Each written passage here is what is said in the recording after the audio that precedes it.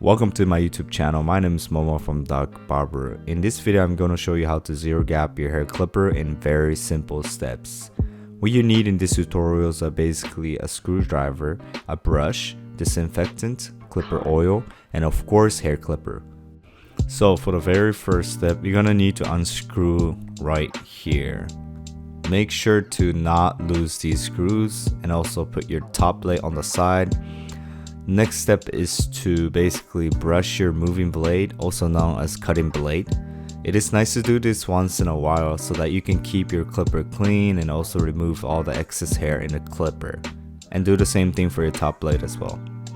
And before we're doing zero gapping, I want to disinfect my blade so that it is sanitized.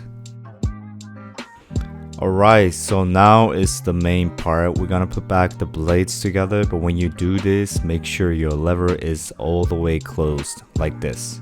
Otherwise, it is hard to know if you zero gapped or not. So basically, put on your top blade like this and screw them back.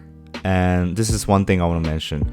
Make sure that you screw it until it's slightly tight, yet you can still move your top blade when you put little force to it. As you can see it right here, I can still move the top blade like when I put pressure on it. This is like the optimum. This is where you adjust the space between your moving blade and also top blade. Alright. So when I say zero gap, that means moving blade, like the smaller blade, is very close to the top blade when the lever is closed all the way.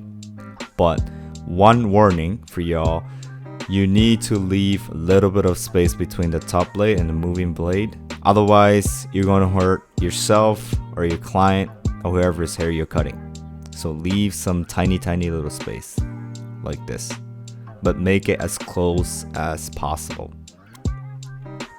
Another thing is make the blades as straight as possible. Like it has to be even on the left side and also the right side. Otherwise, it's gonna jam hair when you cut hair, so it's gonna be like painful. Once you think it's good enough, then tighten the screw all the way without moving the blade.